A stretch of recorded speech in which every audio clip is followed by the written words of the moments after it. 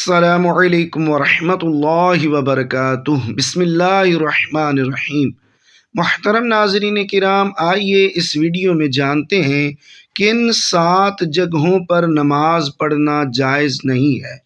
سب سے پہلے آئیے سماعت کیجیے نماز باجماعت کی فضیلت اور اہمیت۔ وَأَقِیمُوا الصَّلَاةَ وَآتُوا الزَّکَاةَ وَارْکَعُوا مَعَ الرَّاکِعِینَ۔ ترجمہ کنز ایمان۔ اور نماز قائم رکھو اور زکوٰۃ دو اور رکوع کرو رکوع کرنے والوں کے ساتھ۔ ترجمہ کنز ایمان سماعت فرمانے کے بعد آئیے اس آیت مبارکہ کی تفسیر صراط الجنان سے سماعت کیجیے۔ وَأَقِیمُوا الصَّلَاةَ، اور نماز قائم رکھو۔ اس سے پہلی آیات میں یہودیوں کو ایمان لانے کا حکم دیا گیا، پھر انہیں حق کو باطل کے ساتھ ملانے اور نبی کریم صلی اللہ تعالی علیہ وسلم کی نبوت کے دلائل چھپانے سے منع کیا گیا۔ اب ان کے سامنے وہ شرعی احکام بیان کیے جا رہے ہیں جو ایمان قبول کرنے کے بعد ان پر لازم ہیں۔ چنانچہ فرمایا گیا، اے یہودیو، تم ایمان قبول کر کے مسلمانوں کی طرح 5 نمازیں ان کے حقوق اور شرائط کے ساتھ ادا کرو، اور جس طرح مسلمان اپنے مالوں کی زکوٰۃ ادا کرتے ہیں اسی طرح تم بھی اپنے مالوں کی زکوٰۃ دو، اور میرے حبیب صلی اللہ تعالی علیہ وآلہ وسلم اور ان کے صحابہ کرام رضی اللہ تعالی عنہم اجمعین کے ساتھ باجماعت نماز ادا کرو۔ تفسیر کبیر سورۃ البقرہ تحت الآیہ، روح البیان سورۃ البقرہ تحت الآیہ، اور تفسیر خازن سورۃ البقرہ تحت الآیہ۔ باجماعت نماز ادا کرنے کی اہمیت اور فضائل۔ اس آیت میں جماعت کے ساتھ نماز ادا کرنے کی ترغیب بھی ہے، اور احادیث میں جماعت کے ساتھ نماز ادا کرنے کے کثیر فضائل بیان کیے گئے ہیں۔ چنانچہ حضرت عبداللہ بن عمر رضی اللہ تعالی عنہما سے روایت ہے کہ نبی اکرم صلی اللہ تعالی علیہ وآلہ وسلم نے ارشاد فرمایا، جماعت کے ساتھ نماز پڑھنا تنہا پڑھنے سے 27 درجہ زیادہ فضیلت رکھتا ہے۔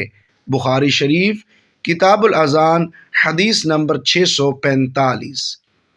حضرت سیدنا عثمان غنی رضی اللہ تعالی عنہ کے غلام حضرت حمران رضی اللہ تعالی عنہ سے روایت ہے کہ حضور اقدس صلی اللہ تعالی علیہ وآلہ وسلم نے ارشاد فرمایا، جس نے کامل وضو کیا پھر فرض نماز کے لیے چلا اور امام کے ساتھ نماز پڑھی، اس کے گناہ بخش دیے جائیں گے۔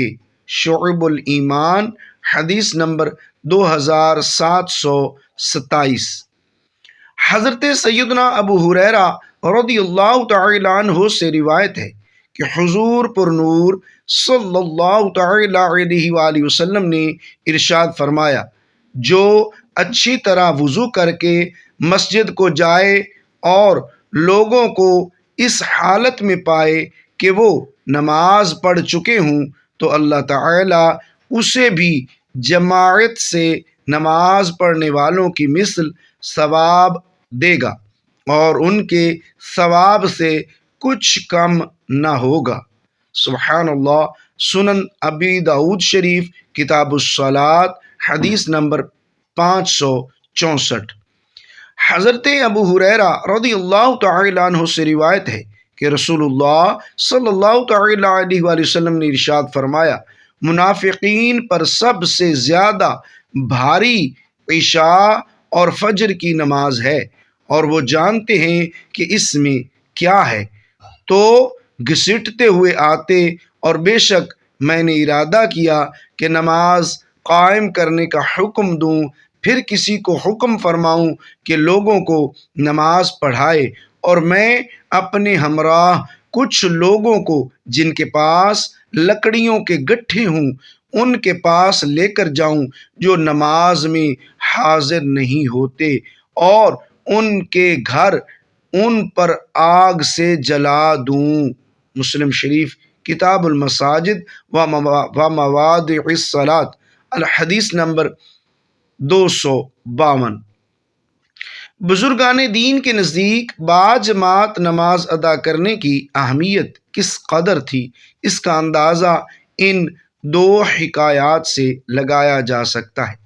نمبر 1، حضرت عبداللہ بن عمر رضی اللہ تعالی عنہما فرماتے ہیں کہ حضرت عمر فاروق رضی اللہ تعالی عنہ اپنے ایک باغ کی طرف تشریف لے گئے۔ جب واپس ہوئے تو لوگ نماز عصر ادا کر چکے تھے۔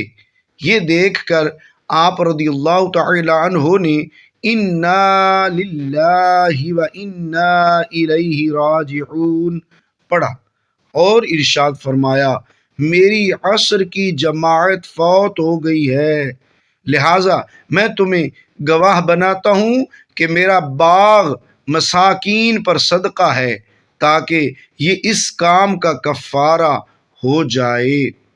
الزواجر عن اقتراف الکبائر، باب صلاۃ الجماعت، الکبیرۃ الخامسہ والثمانون، جلد نمبر 1، حدیث نمبر 311۔ نمبر 2، حضرت حاتم اسم رحمۃ اللہ تعالی علیہ فرماتے ہیں کہ ایک مرتبہ میری باجماعت نماز فوت ہو گئی تو حضرت ابو اسحاق بخاری رحمۃ اللہ تعالی علیہ کے علاوہ کسی نے میری تعزیت نہ کی، اور اگر میرا بچہ فوت ہو جاتا تو 10,000 سے زیادہ افراد مجھ سے تعزیت کرتے، کیونکہ لوگوں کے نزدیک دینی نقصان دنیاوی نقصان سے کم تر ہے۔ احیاء علوم الدین، کتاب اسراء الصلاۃ و مہماتہا۔ اللہ تعالیٰ سب مسلمانوں کو باجماعت نماز ادا کرنے کی توفیق عطا فرمائے، آمین۔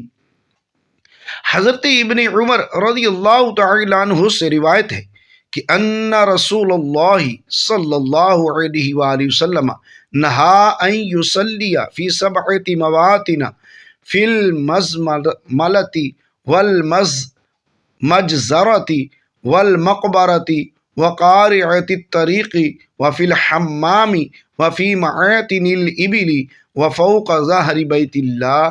ترمذی شریف ابواب الصلاۃ، حدیث نمبر 346۔ آئیے ناظرین سماعت کیجیے وہ 7 جگہیں کون سی ہیں جہاں پہ نماز پڑھنے سے نبی اکرم صلی اللہ تعالی علیہ وسلم نے منع فرمایا۔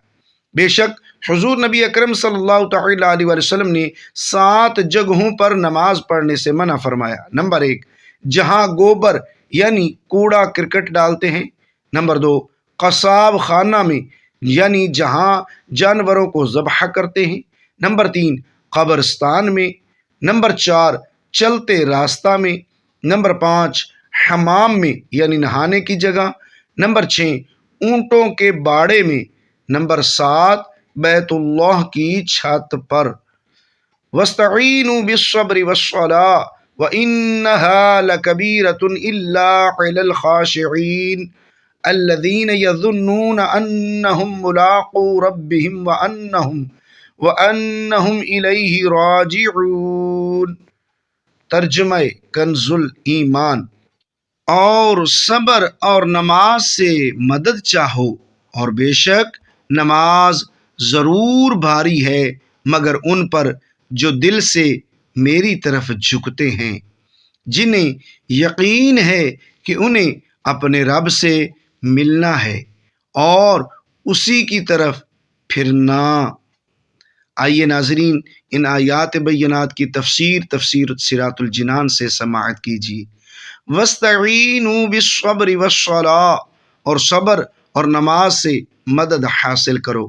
اس آیت کی ایک تفسیر یہ ہے کہ اس سے پہلی آیات میں بنی اسرائیل کو سید المرسلین صلی اللہ تعالی علیہ وآلہ وسلم پر ایمان لانے ان کی شریعت پر عمل کرنے، سرداری ترک کرنے یعنی چھوڑ دینے، اور منصب و مال کی محبت دل سے نکال دینے کا حکم دیا گیا۔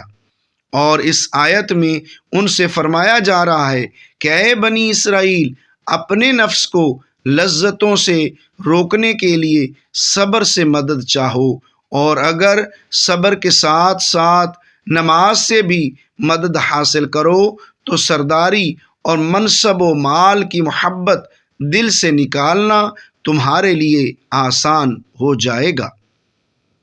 بے شک نماز ضرور بھاری ہے، البتہ ان لوگوں پر بھاری نہیں جو دل سے میری طرف جھکتے ہیں۔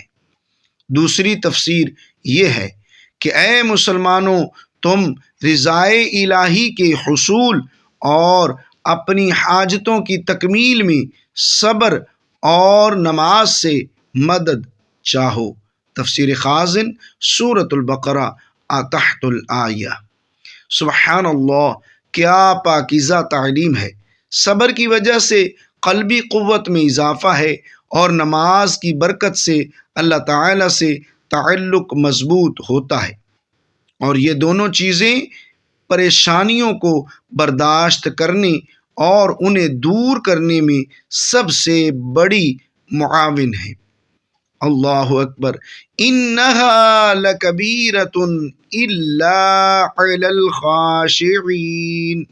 بے شک نماز ضرور بھاری ہے مگر ان پر جو دل سے میری طرف جھکتے ہیں۔ آیت کے اس حصے اور اس کے بعد والی آیت کا خلاصہ یہ ہے کہ گناہوں اور خواہشات سے بھرے ہوئے دلوں پر نماز بہت بوجھل ہوتی ہے، اور عشق و محبت الہی سے لبریز اور خوف خدا سے جھکے ہوئے دلوں پر نماز بوجھ نہیں، بلکہ نماز ان کے لیے لذت و سرور اور روحانی و قلبی معراج کا سبب بنتی ہے۔ اور یہ وہ لوگ ہیں جو اپنے رب عز و جل سے ملاقات پر یقین رکھتے ہیں اور اس مولا کریم کے دیدار کی تڑپ رکھتے ہیں۔ اس میں بشارت ہے کہ آخرت میں مؤمنین کو دیدار الہی کی نعمت نصیب ہوگی، نیز اللہ تعالیٰ سے ملاقات اور اس کی طرف رجوع میں ترغیب و ترہیب دونوں ہیں، اور ان دونوں کو پیش نظر رکھنا نماز میں خشوع پیدا ہونے کا ذریعہ ہے۔ گویا نماز میں خشوع و خضوع قائم رکھنے کا حکم بھی دیا اور اس کے حصول کا طریقہ بھی بتا دیا۔ حافظوا علی الصلوات والصلاة الوسطی وقوموا للہ قانتین۔ ترجمہ کنز ایمان۔ نگہبانی کرو سب نمازوں اور بیچ کی نماز کی، اور کھڑے ہو اللہ کے حضور ادب سے۔ تفسیر صراط الجنان۔ حافظوا علی الصلوات، تمام نمازوں کی پابندی کرو۔ نکاح و طلاق کے مسائل بیان کرنے کے دوران نماز کی تاکید فرما دی۔ گویا یہ سمجھانا مقصود ہے کہ بندوں کے حقوق ادا کرتے ہوئے خالق و مالک کے حقوق سے غافل نہ ہو جانا۔ پنجگانہ فرض نمازوں کو ان کے اوقات پر ارکان و شرائط کے ساتھ ادا کرتے رہو، کیونکہ شریعت کے دیگر معاملات میں حکم الہی پر عمل اسی صورت میں ہوگا جب دل کی اصلاح